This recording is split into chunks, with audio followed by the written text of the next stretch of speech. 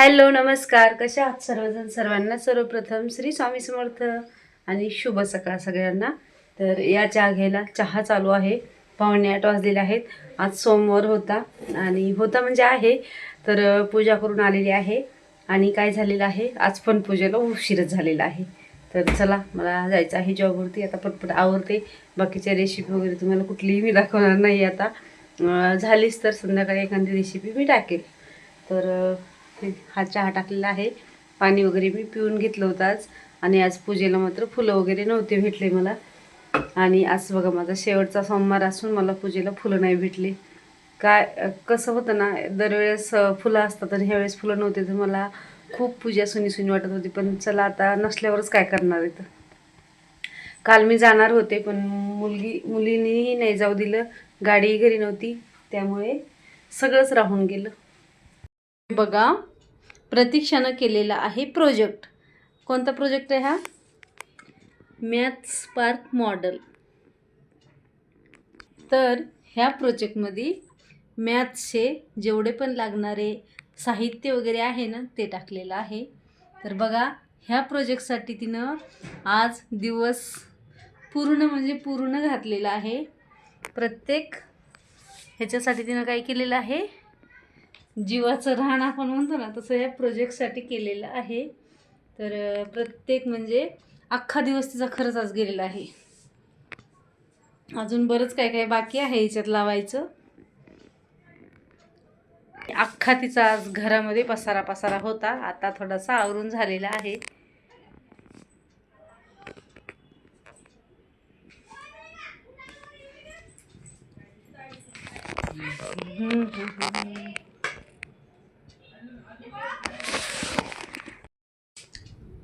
Math park.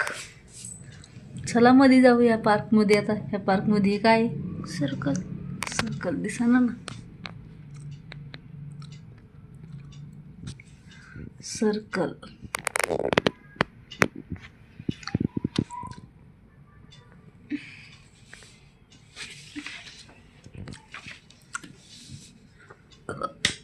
बाई फॉर्म्युले दिसना. हे असंच बघावं लागतं ह्याला.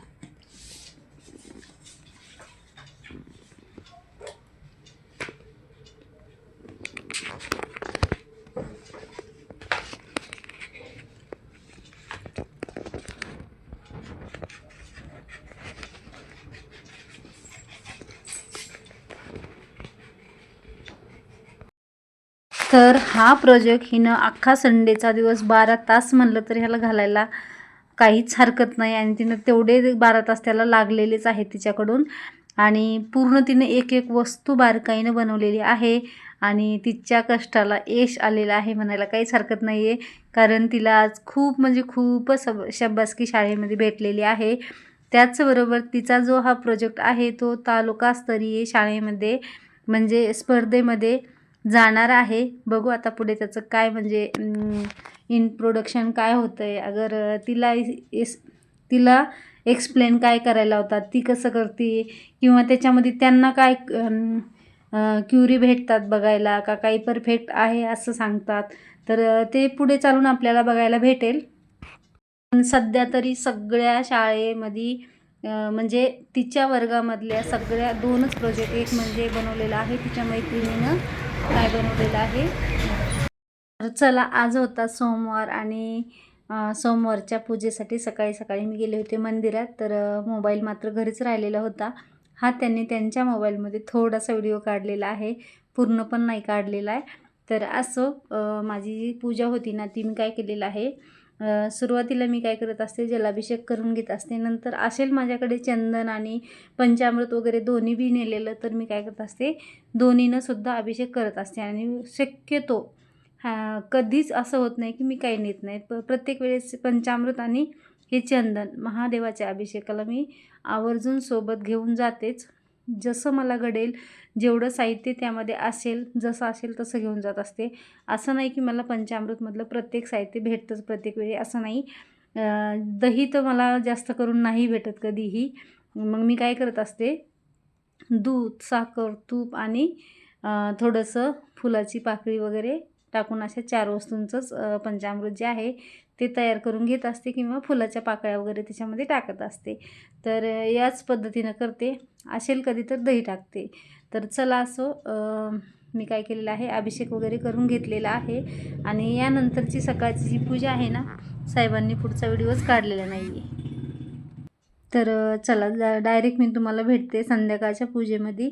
तर संध्याकाळी 7 वाजले होते, कारण जॉबवरून यायलाच मला 7 वाजतात घरी यायला. तर तिथून आल्याच्यानंतर मी पटकन घाई गडबडीनं आवरून थोडासा प्रसाद तयार करून घेतला आणि प्रत्येक वेळेस मी एकच प्रसाद करत असते, कारण पहिल्या सोमवारी जो प्रसाद केला ना तोच प्रसाद मी शेवटच्या सोमवारपर्यंत करत असते.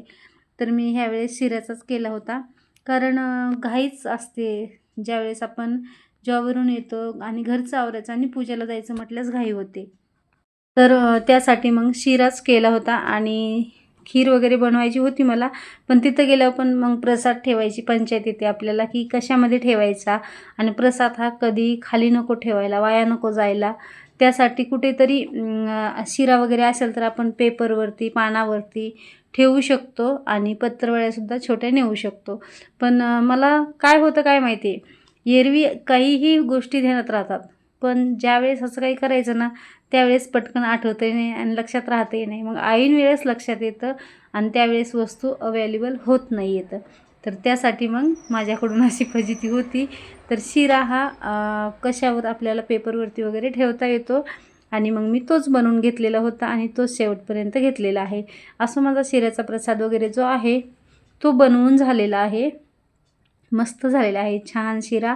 आणि हा थोडाच बनवायचा असतो, कारण का तर तो प्रसाद जो आहे तो आपल्याला घरच्यांना द्यायचा नसतो, आपल्यालाच खायचा असतो. बाकी 2 हिस्से जे आहेत ते आपल्याला तिथं ठेवायचे असतात. त्यासाठी मग पूर्ण घरी आल्याच्यानंतर तो प्रसाद आपल्याला एकटीलासुद्धा तेवढा खावासा वाटला पाहिजे, अशा पद्धतीनं आपल्याला तो बनवावा लागतो. असो, प्रसाद वगैरे बनवून झाला. दिवे वगैरे सुद्धा मी बनवून घेतले आणि पूजेसाठी गेलेले आहे. आज मात्र मी तयारसुद्धा झाले नव्हते आल्याच्यानंतर, कारण मग खूप उशीर होत होता. कारण 7:30 वाजत आलेली होते. म्हटलं जास्तीचा पण उशीर नको व्हायला. तर मग अभिषेक वगैरे करून घेतला. जे पण उरलेलं पंचामृत होतं थोडंसं आणि जलाभिषेक जो होता तो करून घेतला. कारण संध्याकाळचा अभिषेक करणं हा काही म्हणजे हेच नाही आहे, म्हणजे करायलाच पाहिजे असं काही नाही आहे. आणि फक्त पंचामृताचा एक छेद करा आणि त्याचबरोबर असेल तर जलाच म्हणजे पाण्याचा सुद्धा थोडासा छिडकारा दिला तरी पण चालतो. असं मी माझ्याकडे होतं थोडंसं पाणी उरलेलं म्हणून मी जलाभिषेक करून घेतलेला आहे आणि हे केलेलं आहे, आपलं हळद कुंकू अक्षता वाहून घेतलेल्या आहेत. आणि तांदूळ तर मी प्रत्येक वेळेस वाहून घेत असते, 108 वाहते आणि आजसुद्धा वाहिलेले होते सकाळी. पण संध्याकाळचे मला बेल ह्यावेळेस एकदाही भेटला नाही, म्हणून मी काय केलेलं आहे, मूग वाहिलेले आहेत. ह्यावेळेस 108 मूग वाहून घेतलेले आहेत आणि अशा प्रकारे आपली दिवे वगैरे लावून घेतले आणि अशा प्रकारे आपली ह्यावेळेची जी पूजा आहे ना ती समाप्त केलेली आहे. त्याचबरोबर नारळ आणि त्याला बांधायचा असतो आपल्याला कलावा. त्याचबरोबर त्याच्यामध्ये आपल्याला जी पण घडेल, आपल्याला जशी शक्य असेल तशी आपल्याला त्यामध्ये काय करायचे आहे, दक्षिणासुद्धा ठेवायची आहे. 11 रुपयापासून तुम्ही पुढे कितीही ठेवू शकता. मी 101 रुपये ठेवलेला आहे, बाकी आपल्या इच्छेनुसार असतं. तर असा प्रसाद वगैरे ठेवून दिलेला आहे. पूजा वगैरे आपली झालेली आहे. तर इथं पूजा वगैरे झाल्याच्यानंतर घरी आलेली आहे मी. तर प्रतीक्षा आलेली होती माझ्यासोबत. तिथून आल्याच्यानंतर मी काय केलं, उपवास वगैरे सोडला आणि 2च चपात्याचा हुंडा होता. तर मी काय केलं, त्याचे 2 पराठे बनवून ठेवलेले आहेत साहेबासाठी आणि 2 चपात्या जे होत्या त्याचं काय केलेलं आहे, म्हणजे आपल्या बेसनचा चिला जो म्हणतो ना आपण त्या पद्धतीनं बनवलेला आहे. तर त्यासाठी साहित्य बघा घेतलेलं आहे मी. कोथिंबीर घेतलेली आहे, मीठ घेतलेलं आहे, लसूण घेतलेला आहे, हिरवी मिरची घेतलेली आहे आणि थोडासा वाटाणा सोलून घेतलेला आहे आणि थोडासा बटाटा किसून घेतलेला आहे. आणि हे सर्व साहित्य जे आहे ते मी मिक्सरला बारीक केलेलं आहे आणि नंतर सर्व साहित्य एकत्र मिक्स केलेलं आहे. सगळं एकजीव करून मिक्स करून घेतलेलं आहे. ह्या जी पाकळ्या आहेत ना, जसं आपण बटाटा मोठा मोठा खिसून टाकतो किंवा गाजर मोठं मोठं खिसून टाकतो, ते आपल्याला पराठ्यामध्ये किंवा डोशामध्ये किती छान दिसतं. त्या पद्धतीने हा कांदासुद्धा मी काय केलेला आहे, मोठा मोठा कापून घेतलेला आहे लांब लांब. आणि काय केलेलं आहे, सर्व म्हणजे बटाटा जो आहे तो एकदम बारीक खिसून घेतलेला होता. तर हे साहित्य जे आहे ना, एकजीव करून घेतलेलं आहे आणि 2 चपात्या लाटून घेतलेल्या आहेत. 2 चपात्याच्यामध्ये काय केलेलं आहे, हे थोडंसं मिश्रण जे आहे ते चपातीला व्यवस्थित असं लावून स्प्रेड केलेलं आहे. आणि त्या मिश्रणावर मी काय केलेलं आहे, थोडंसं चीज जे आहे ना ते खिसून टाकलेलं आहे, म्हणजे थोडंसं चीज लावलेलं आहे. ह्याला आपण चीज मटर पराठा असं म्हणू शकतो. तुम्ही म्हणत असाल ह्याच्यात मटर कुठं दिसतात, तर मटर जे आहे ते आपण पराठ्यात असे नाही ठेवू शकत. तर मी काय केलेले आहे, तर बारीक केलेले आहे, तर त्यामुळे त्याची चव ह्याच्यामध्ये खूपच छान लागते. आणि त्यातमध्ये कोथिंबीर लसूणसुद्धा मिक्स आहे, त्यामुळे त्याची चव अजून वाढणार आहे. तर मी फर्स्ट टाईम करत आहे, पण खूप छान झाला होता. तुम्ही नक्की एकदा ह्या पद्धतीनं सुद्धा वाटाण्याचा जो पराठा आहे, मटर चीज पराठा, तो करून बघा. तर बघा मी काय केलेलं आहे, सगळं मिश्रण जे आहे ते स्प्रेड करून घेतल्याच्यानंतर याच्यावर थोडंसं चीज खिसून टाकलेलं आहे. आणि हा पराठा जो आहे तो काय केलेला आहे, व्यवस्थित असा बंद करून घेतलेला आहे.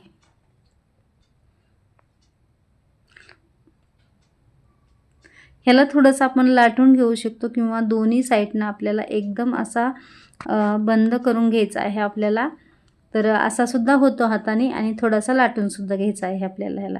तर मी थोडासा अगोदर हाताने हे करून घेतलेलं आहे आणि नंतर लाटण्याने लाटून घेतलेलं आहे.